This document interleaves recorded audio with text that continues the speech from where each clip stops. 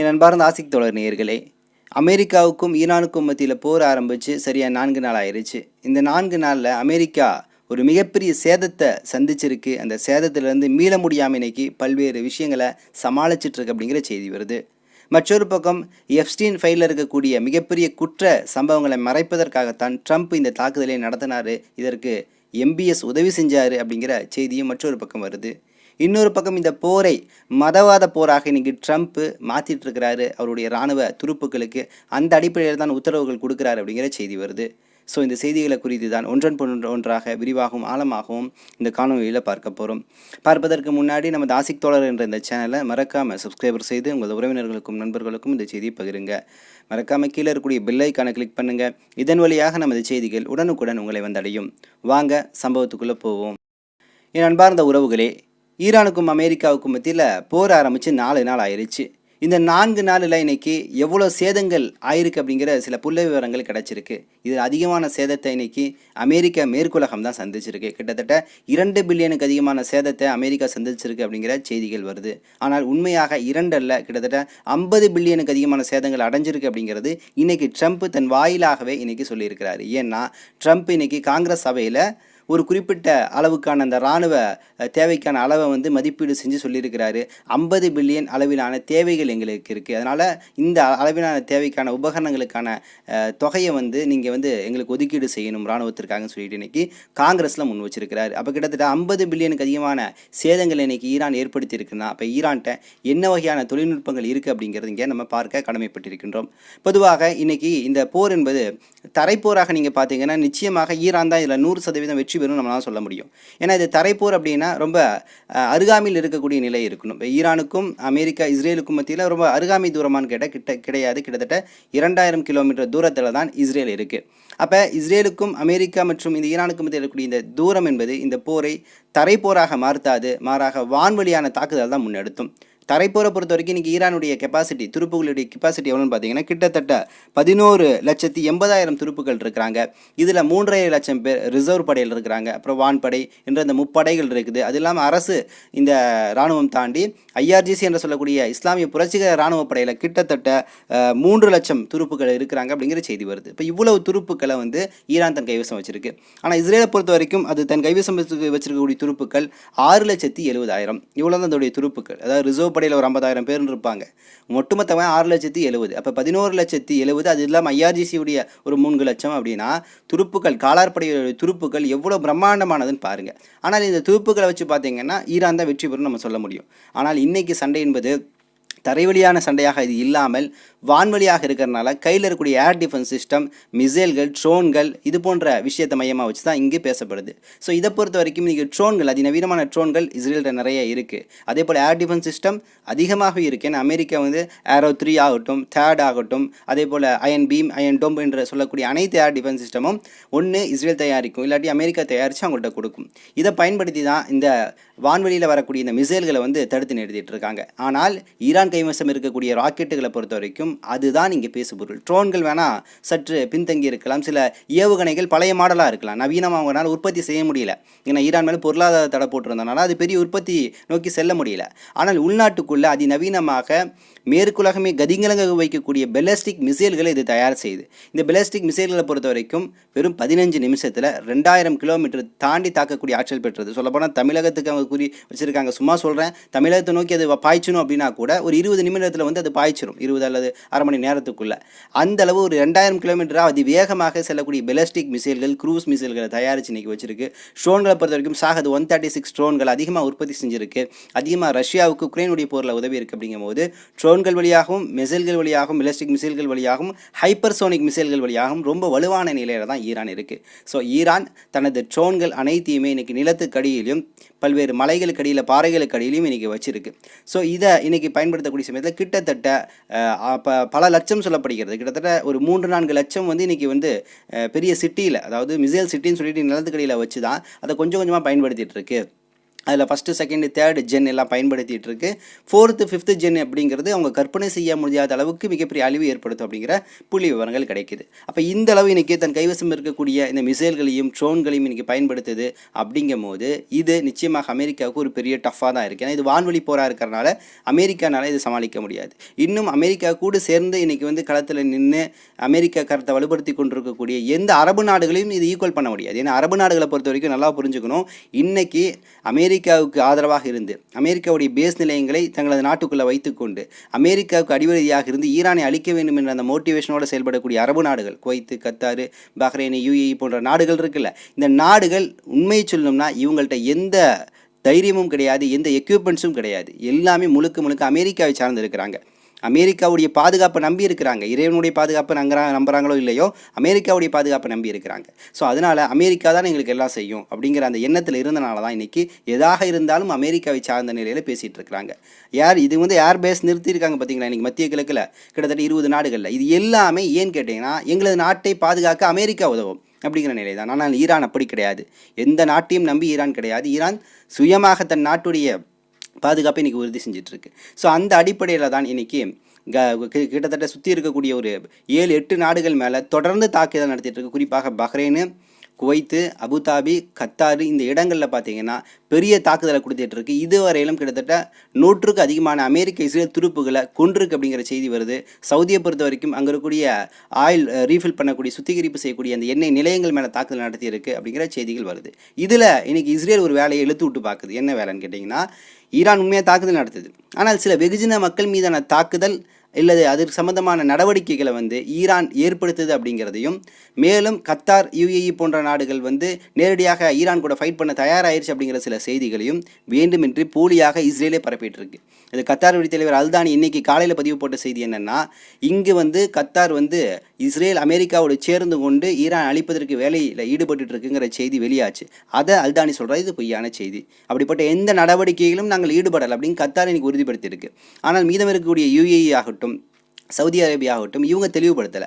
ஆனால் இவங்களை குறித்து என்ன செய்தி வருதுன்னா, கிட்டத்தட்ட சவுதி அரேபியா இஸ்ரேலோடும் அமெரிக்காவோடும் கைகோர்த்து கொண்டு ஈரான் மேலே தாக்குதல் நடத்துவதற்கு எல்லா வகையிலும் தயாராகிட்டு இருக்கு அப்படிங்கிற செய்தி வருது. அது மட்டும் இல்லாமல் இந்த எப்ஸ்டீன் ஃபைலில் ட்ரம்புடைய பேர் அடிபடுது பார்த்தீங்களா, கிட்டத்தட்ட 2000 புகைப்படங்கள், வீடியோக்கள்னு சொல்லிட்டு ஆபாசமான பல்வேறு விஷயங்களில் இவர் குற்றச்சம்பவங்களை ஈடுபட்டிருக்கிறாருங்கிற செய்தி வெளியான பின்னாடி இந்த போர் நடக்கிறனால இதை மறைப்பதற்காக MBS முகமது பின் சல்மான் தான் இந்த போருக்கான சில உதவிகளை ட்ரம்ப்புக்கு செஞ்சுருக்காருங்க சொல்லக்கூடிய உறுதிப்படுத்தப்படாத பல்வேறு தகவல்களும் இன்றைக்கி பரவிட்டு இருக்கு. ஸோ இந்த அளவு இந்த மத்திய கிழக்கூடிய பிரச்சனை போய்கொண்டிருக்கிறது. ஸோ இந்த வேலையில் தான் இன்றைக்கி வந்து ஹர்மூஸ் நீரிணை என்று சொல்லக்கூடிய முக்கியமான நீரிணை, உலகத்தில் 20% எண்ணெய் ஏற்றுமதி என்பது இந்த நீரிணையில் தான் நடக்கும். இந்த நீரிணை என்பது ஈரான் பகுதியில் வரனால ஈரான் இன்றைக்கி அதை முடக்கி வச்சிருக்கு. முடக்கி வச்ச பின்னாடி ட்ரம்ப் என்ன எச்சரிக்கை கொடுக்குறாருனா, ஹர்மூஸ் நீரிணையை ஒழுங்காக அதை நீங்கள் வெளியிடணும், அங்கே இருக்கக்கூடிய தடைகளை நீக்கணும், இல்லை அமெரிக்க கப்பலுடைய பாதுகாப்போடு, அமெரிக்க கடற்படை கப்பலோடு பாதுகாப்போடு, போர்க்கப்பலோடு பாதுகாப்போடு அங்கே இருக்கக்கூடிய மீதம் இருக்கக்கூடிய எல்லா கப்பல்களும் மேற்குலகத்தை நோக்கி போகும், மேற்காசிய நாடுகளை நோக்கி பயணிக்கும் சொல்லக்கூடிய எச்சரிக்கையை கொடுக்குறாரு. கொடுத்து மறுகணமே என்னாச்சு தெரியுங்களா, சில கப்பல்கள் தைரியமாக என் தலைவன் சொல்லிட்டு நான் கிளம்புறேன்னு கப்பல் எடுத்தாங்க. ஈரான் ஒரே அடி அடிச்சிச்சு. கிட்டத்தட்ட இப்போ வரைக்கும் 100 கப்பல்கள் மேலே ஒரு பெரிய தாக்குதலை ஈரான் கொடுத்துருக்கு. ஏன்னா ஈரான் ஹர்மூஸ் நீரிணையை முடக்கி வச்சிருக்கு. அதை தாண்டி யார் சென்றாலும் அங்கே அடி விழுகும். ஒன்று ஈரானில் விழுகும், அப்படி இல்லை நீங்கள் அந்த பக்கம் யமன் சைடு போகிறீங்க அப்படின்னா ஹவுதிகள், அன்சாருல்லாக்கள் பாபல் மந்தம் நீரிணையில் வச்சு பொழந்து கட்டிகிட்டு இருக்கிறாங்க. ஏன்னா எல்லாம் ஆக்சஸ் ஆஃப் ரெசிஸ்டன்ட் போராளி குழுக்கு கீழே வர்றாங்கல்ல. இது ஒரு செய்தி. மற்றொரு பக்கம் ஹிஸ்புல்லா இன்னைக்கு சில தரமான சம்பவங்களை நிகழ்த்திட்டு இருக்கு. ஏன்னா ஹிஸ்புல்லாவும் ஈரானோடு இணைந்து இந்த போரில் களத்தில் இறங்கினால ஹிஸ்புல்லா அதோட இலக்காக இருக்கக்கூடிய இஸ்ரேலுடைய ரேடார் சிஸ்டத்தை நோக்கி அடித்து நிமித்திட்டு இருக்கு. இதில் பார்த்தீங்கன்னா இன்னைக்கு 4 மெர்கவா டேங்குகள் 24 மணி நேரத்தில் 4 மெர்கவா டேங்குகள் அடித்து நிமித்தி இருக்கு. ஒரு மெர்கவா டேங்குடைய விலை பார்த்தீங்கன்னா கிட்டத்தட்ட $3 மில்லியன் காணப்படுது. அதே போல் ஈரானில் இருக்கக்கூடிய IRGC இராணுவம் இந்த அதானியுடைய உற்பத்தி இருக்குல்ல, இந்தியாவுடைய மோடியுடைய நண்பர் அதானியுடைய உற்பத்தி ஹர்மஸ் 400-900 கில்லர் ட்ரோன் இருக்குல்ல, இந்த ட்ரோன்களை கிட்டத்தட்ட 26 ட்ரோன்கள் இஸ்ரேல் அமெரிக்காவுடைய ட்ரோன்கள் அடித்து வீழ்த்தி இருக்கு. ஒவ்வொரு ட்ரோனும் கிட்டத்தட்ட $10-20 மில்லியன் அப்படின்னு சொல்லப்படுகிறது. அதே போல் MQ-9 ரிப்பேர் ட்ரோன் $30 மில்லியன். இது எல்லாத்தையும் ஈரான் காக்கா குருவி சுடுற மாதிரி சுட்டு வீழ்த்தி கொண்டிருக்கிறது அப்படிங்கிற செய்தி வருது. அதை தாண்டி இன்றைக்கி இந்திய பெருங்கடலில் ஒரு சம்பவம் நடந்திருக்கு. அதாவது இந்திய பெருங்கடலில் இருந்து ஈரானுடைய கடற்கரை பகுதி, அதாவது இந்திய பெருங்கடலில் ஈரானுடைய கடற்கரை பகுதியில் வந்து சரியாக 600 கிலோமீட்டரில் ஒரு நாசகர கப்பல் ஒன்று பயணிச்சுட்டு இருக்கு. அமெரிக்காவுடைய கப்பல் பயணித்து அங்கே வந்து ஃபியூல் எக்ஸ்சேஞ்ச் பண்ணிகிட்டு இருக்கு, ஃபியூல் மாற்றிட்டு இருக்கு. இதை கணிச்ச ஈரான் என்ன பண்ணியிருக்குன்னா, தன் கைவசம் இருக்கக்கூடிய கதர் 380 என்று சொல்லக்கூடிய அந்த ராக்கெட்டை பயன்படுத்தி, தலாய் என்று சொல்லக்கூடிய ஏவுகணையை பயன்படுத்தி அது மேலே ஒரு பெரிய தாக்குதலில் ஈடுபட்டிருக்கு அப்படிங்கிற செய்தி வருது. மற்றொரு பக்கம் நம்ம 2 நாளாக ஒரு செய்தியை பார்த்தோம். அதாவது இஸ்ரேலுடைய பிரதமர் பெஞ்சமின் நெத்தன்யாகு இறந்து விட்டார் அப்படிங்கிற செய்தி வந்துட்டு இருந்துச்சு. அது ஈரான் கூட கிட்டத்தட்ட செய்தியாக கொடுத்துருந்துச்சு. கொஞ்சம் செக் பண்ணுங்கப்பா, அடிச்சிட்டோம், மரணடி தான், உயிரோடு இருக்கானு மட்டும் பார்த்து சொல்லுங்கன்னு சொன்னாங்க. ஆனால் 2 தினங்களாக அதை குறித்த செய்தி எதுவுமே வரல. ஆனால் இன்னைக்கு செய்தி வந்திருக்கு, நெத்தன்யாகு பிழைத்து விட்டார், நல்ல வேலை உயிர் தப்பிட்டார் அப்படின்னு சொல்லிட்டு ஒரு செய்தி வந்திருக்கு. பால் மாச்சியாம் என்று சொல்லக்கூடிய இஸ்ரேலுடைய ஒரு இராணுவ கட்டமைப்பு, அதுக்கு கீழே வந்து நின்று பேட்டி கொடுத்துருக்கிறாரு, ஊடகங்களை சந்திச்சிருக்கிறாரு. அப்போ இவருக்கு இன்னும் உயிருக்கு கொஞ்சம் டைம் இருக்குது போல இருக்குது அப்படிங்கிற மாதிரி தான் இன்றைக்கி வந்து செய்திகள் நம்மளால் பார்க்க முடியுது. இது ஒரு பக்கம். மற்றொரு பக்கம் இன்றைக்கி அமெரிக்கா தனது அதிகார போக்கோடு ஸ்பெயினை ஒரு வழியில் ஹேண்டில் பண்ணியிருக்கு. என்ன சொல்லியிருக்குன்னா, ஸ்பெயினில் இருக்கக்கூடிய அந்த இராணுவ தளம் இருக்கும்ல, அந்த தளத்தை நாங்கள் வந்து பயன்படுத்துவோம், ஆனால் ஸ்பெயினோடு எந்த உறவையும் வச்சுக்க மாட்டோம், ஆனால் இராணுவ தளத்தை நாங்கள் பயன்படுத்துவோம், எதற்குன்னா ஈரான் மேலே தாக்குதல் நடத்துவதற்கு அப்படிங்கிற ஒரு உத்தரவு கொடுத்துச்சு. ஆனால் ஸ்பெயின் இன்றைக்கி என்ன பண்ணியிருக்குன்னா, அதெல்லாம் முடியாது, ஏன் இராணுவ தளத்தை பயன்படுத்தி நீங்கள் ஈரான் மேலே தாக்குதல் நடத்தினீங்கன்னா விளைவு பயங்கரமாக இருக்குன்னு ஒரு எச்சரிக்கை கொடுத்தனால அமெரிக்கா உடனடியாக அங்கே இருக்கக்கூடிய இராணுவ உபகரணங்கள் மற்றும் விமானங்கள் எல்லாத்தையும் எடுத்துக்கொண்டு ஜெர்மனி, இத்தாலியை நோக்கி இன்றைக்கி பறக்க ஆரம்பிச்சிருச்சு. அப்போ ஸ்பெயின் முற்றுமுழுதுமாக ஈரானுடைய ஆதரவு நிலையில் இருக்குது. ஏன்னா ஸ்பெயின் என்ற நாடு விடுதலை பலஸ்தீனுக்காக ஐநாவில் மனு தாக்கல் செய்த ஒரு உன்னதமான நாடாக இருக்குது.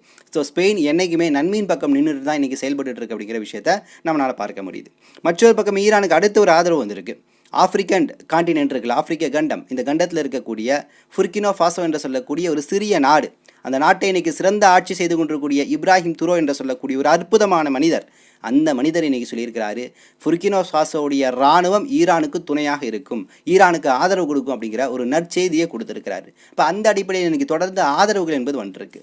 இன்னொரு பக்கம் இந்த போரில் ரஷ்யாவுடைய பங்கு என்ன அப்படின்னு நம்ம பார்க்கும்போது, ரஷ்யா இன்றைக்கி என்ன சொல்லுதுன்னு கேட்டிங்கன்னா, இந்த போரை உடனடியாக நிறுத்திடுங்க, குறிப்பாக இந்த கல்ஃப் கண்ட்ரியில் இருக்கக்கூடிய, அதாவது மத்திய கிழக்கில் இருக்கக்கூடிய கத்தாரி, யுஏஇ, பஹ்ரைன், குவைத்து இது போன்ற நாடுகள் சண்டையில் ஈடுபடாதீங்கன்னு சொல்லிட்டு அவர்களோட ஒரு பேச்சுவார்த்தை நடத்துவதற்கான ஒரு விஷயத்தை வந்து இன்றைக்கி ரஷ்ய தலைவர் விளாடிமிர் புட்டின் தன் செயல்பாட்டில் கொண்டு வந்திருக்கிறார் அப்படிங்கிற செய்தி வருது. இன்னொரு செய்தி, அமெரிக்காவுடைய முன்னாள் ஃபாக்ஸ் நியூஸுடைய ஒரு பிரபலமான செய்தியாளர் டக்கர் கால்சன், இவர் சமயமாக ஒரு பேட்டி கொடுக்கும்போது சொல்கிறாரு, இந்த போரை நீங்கள் உன்னிப்பாக சில விஷயங்களை பார்க்கணும்.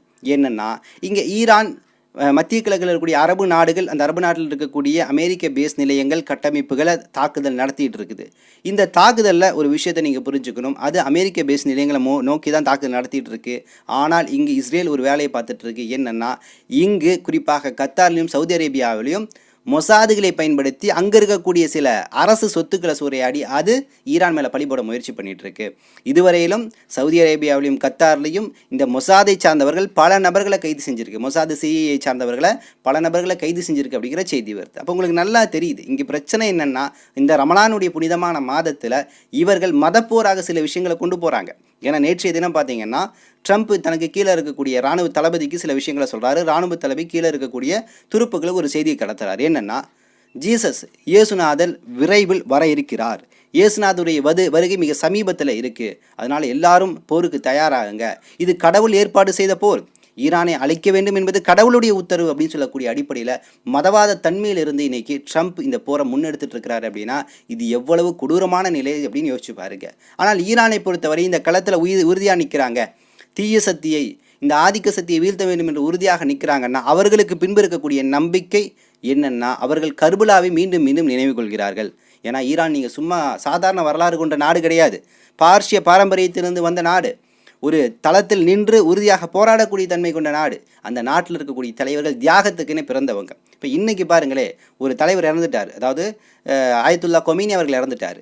ஆயத்துல்லா கொமேனி இறந்த மறுகணமே சூரா கவுன்சில் கூடுது, முடிவு செய்யப்படுகிறது. அவருடைய மகனாக இருக்கக்கூடிய முஜ்தபா கமேனி என்பவர் இன்னைக்கு வந்துட்டார், சுப்ரீம் தலைவராக வந்துட்டார். இவர் யார் தெரியுங்களா?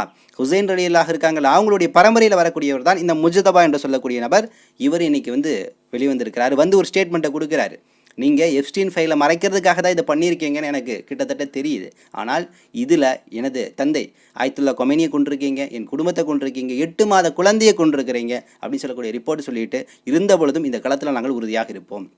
எவ்வளோ உயிர் தியாகம் செய்யவும் நாங்கள் தயாராக இருக்கின்றோம். ஏனென்றால் அடுத்த கட்ட தலைவர்களை முன்கூட்டியே நாங்கள் நிர்ணயிச்சிட்டோம். நான் இறந்தா நீ, நீ இறந்தா நீ, நீ இறந்தா நீன்னு சொல்லிட்டு ஒரு 5-6 தலைமுறைகளை 5-6 ஜென்ரேஷன் நாங்கள் உருவாக்கி வச்சுட்டோம். இவங்க தான் இவங்களுக்கு அப்புறம் இவங்க தான் உயிர் தியாகம் செய்யணும், பதவிக்காக இல்லை உயிர் தியாகத்திற்காக அப்படின்னு ஸ்டேட்மெண்ட் இன்னைக்கு புதிதாக வந்திருக்கக்கூடிய சுப்ரீம் தலைவர் முஜ்தபா கொமேனி கொடுத்துருக்கிறாரு. அப்படின்னா எந்த அளவு இன்னைக்கு இந்த களத்தில் உறுதியாக செயல்பட்டு இருக்கிறாங்க அப்படிங்கிற விஷயத்தை இங்கே நம்ம மீளாய்வு செய்ய கடமைப்பட்டிருக்கின்றோம். இதில் இன்னும் ஒரு கூடுதலான விஷயத்தை நீங்கள் நோட் பண்ணணும். என்னைக்கும் இந்த அமெரிக்கா, இஸ்ரேல், மத்திய கிழக்கில் இருக்கக்கூடிய இந்த ஈரான், பலஸ்தீன் போன்ற நாடுகள் மேலே பெரிய தாக்குதல் நடத்தணும் அப்படின்னா அது குறிப்பிட்ட இந்த ரமலான் மாதத்தை சூஸ் பண்ணுது. ஏன்னா ரமலான் மாதத்தில் அவர்கள் திருப்பி அடிக்க மாட்டாங்க, பொறுமையாக இருப்பாங்க அப்படின்னு நினைச்சிருச்சோம் என்னவோ, இல்லை அவங்களுக்கு கஷ்டங்களை மேலும் அதிகமாக கொடுக்கணும் அப்படிங்கிற நிலையை கொண்டு அது செயல்படுதோ அப்படின்னு தெரியல. ஆனால் ரமலான் மாதத்தை குறிப்பிட்டு அது சாய்ஸ் பண்ணுது. போன ரமலானில் பலஸ்தீன் அவ்வளவு மக்களை இனப்படுகொலை செஞ்சிச்சு. இந்த ரமலானில் ஈரானை நோக்கி தாக்குதல் நடத்திட்டு இருக்கு. ஸோ இந்த தாக்குதலில் இன்னொரு விஷயம் நம்ம புரிஞ்சுக்கணும். இதில் நீங்கள் மேலோட்டமாக பார்த்தீங்கன்னா தெரியும், முஸ்லீம்களை அடித்துக்கொள்ள வேண்டும், இறக்க வேண்டும் அப்படிங்கிற ஒரு சூழலை தான் இன்னைக்கு உருவாக்கி இருக்கு. ஈரான் இன்னைக்கு பல்வேறு அரபு நாடுகளை தாக்குதல் நடத்திட்டு இருக்கு. இந்த அரபு நாடுகள் எதிரி கூட சேர்ந்து கொண்டு ஈரானை அழிக்க வேண்டும் என்று முயற்சி பண்ணிட்டு இருக்கு. அப்போ எதிரி என்ன இங்கே ஆயத்துல்லா கொமேனியும் ஹசன் நஸ்ருல்லாவும் செய்யக்கூடாது, இது மிகப்பெரிய அழிவை ஏற்படுத்தும், நமக்குள்ள இருக்கக்கூடிய பிரிவினையை பயன்படுத்தி அவர்கள் குளிர்காய்வார்கள் என்று பயந்தார்களோ அதைத்தான் இன்னைக்கு அமெரிக்கா தெளிவாக செய்யுது. அரபு நாடுகள் ஒருத்தரை மோதிக்கிறாங்க, இங்கிட்ட ஆப்கானிஸ்தானும் பாகிஸ்தானும் அடிச்சுக்குது, இடையில நின்று அமெரிக்கா ஜாலியாக வேடிக்கை பார்த்துட்டு இன்னைக்கு தனது நிலைப்பாட்டை செயல்படுத்திட்டு இருக்கு அப்படிங்கிற விஷயத்தை நம்மளால